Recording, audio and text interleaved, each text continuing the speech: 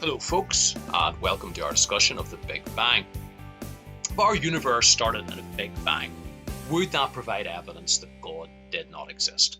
Well, hardly. Just go into YouTube and you'll find hundreds of videos arguing that the Big Bang, in fact, provides excellent evidence for God's existence. Well, how come? Let's look at what the Big Bang Theory tells us. Now, like the song goes, the whole universe was in a hot, dense state. Then 14 billion years ago, expansion started. Wait.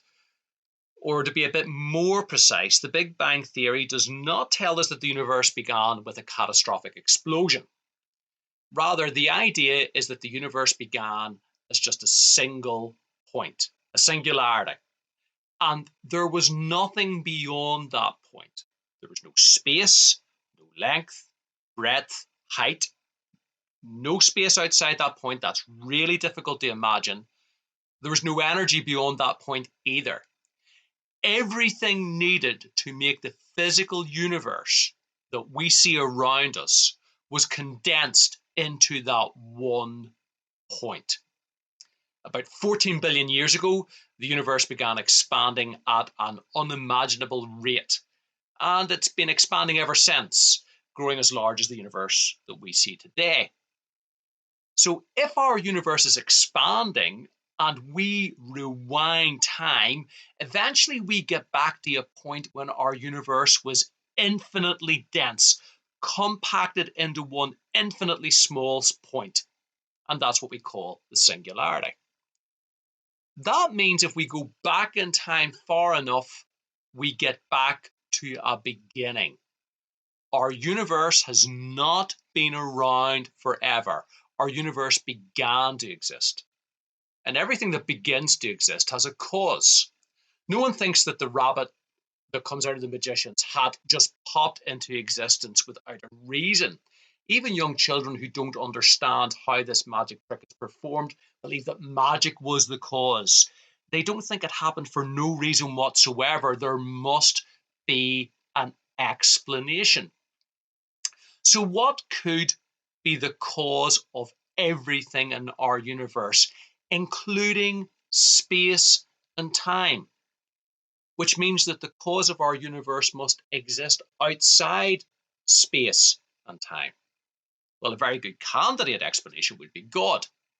Now, to be fair, some scientific theories do try to describe something that existed before the Big Bang, some sort of state before the singularity, if you like, or that would replace the singularity.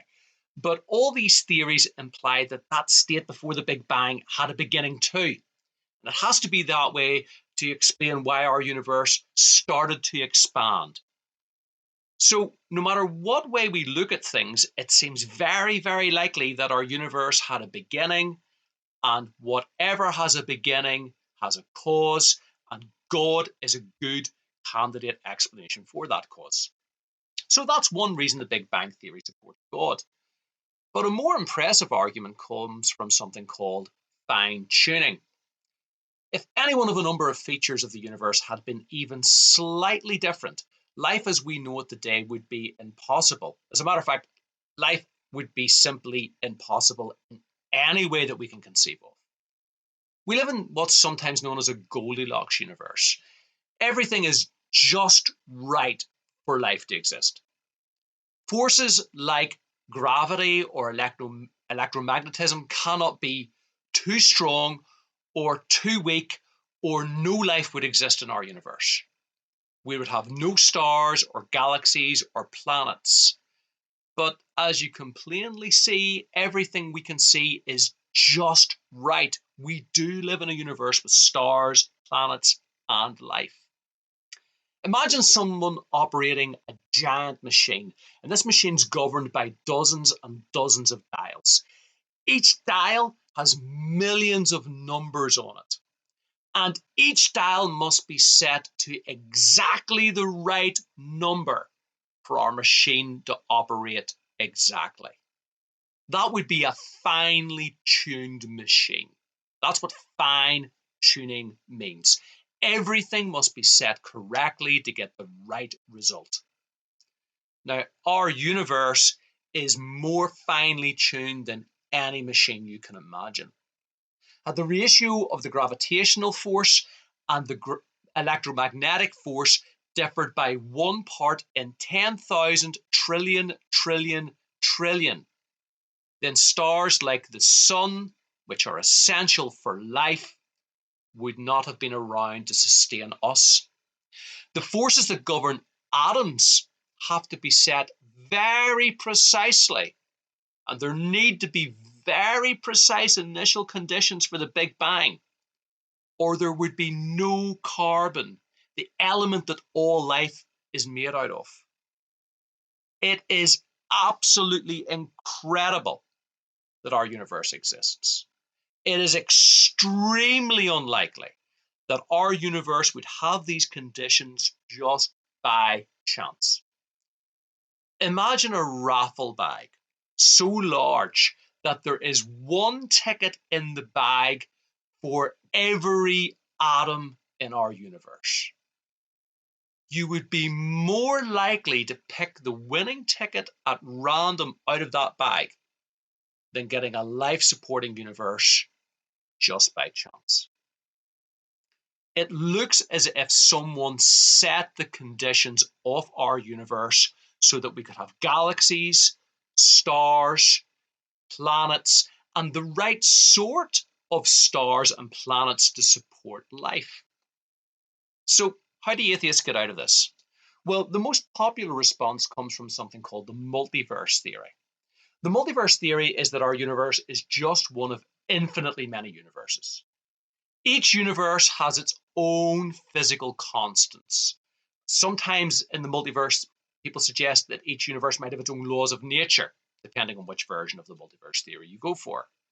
Now, there would be innumerably many universes just like ours, but every universe would have a very different story. Each universe would differ slightly.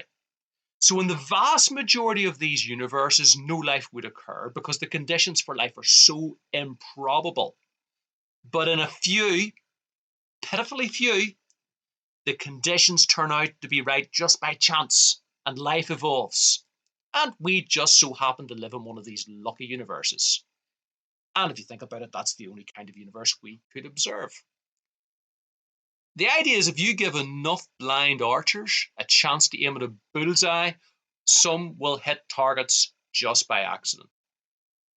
But there are some problems for these multiverse theories. There's no evidence for these theories, no hard physical evidence, so it's very difficult to claim they count as scientific theories. Most multiverse theories need a lot of fine-tuning to work. You can only get multiverses if the laws of nature are set in a very particular way. So what is the explanation for the multiverse? Now, some people think that absolutely everything possible happens in an infinitely large multiverse. But the problem is we see much more order than we would expect to see. It's easier to have a little bit of luck than a lot of luck. Most of the lucky universes with intelligent life will only have a few observers and they'll only be around for a short amount of time. Their stars won't be stable enough, for example, for life to last very long, or the environments they live in will get destroyed very quickly, maybe by stray comets. But humans live in a habitable environment that has supported them for hundreds of thousands of years and could support us for millions of years. And we've been around long enough to build civilizations and develop science, and we can observe other worlds that maybe one day we might even be able to travel to. There might even be intelligent life on these worlds. In other words, we see a much more beautiful, abundant universe than we would expect to be able to observe, given the multiverse theory. There's much more life than we would expect to be able to observe, given the multiverse theory. We've just got too lucky for the multiverse theory to be true. But finally, the multiverse theory is just plain weird. If everything happens in some part of the multiverse, there's a part of the multiverse where Donald Trump is still president. In another part of the multiverse, a copy of you is being killed by Donald Trump. In another part of the multiverse, a copy of you is killing an identical copy to Donald Trump. In another, you're being eaten by Donald Trump. everything happens everywhere in the multiverse. And that just seems bizarre. It's far easier to believe that God created our universe than to believe in an infinitely large multiverse in which everything happens. God just seems to be the less strange hypothesis. So that's why the Big Bang provides evidence for God. It provides evidence that our universe has a cause, and it provides evidence that our universe has been exquisitely designed.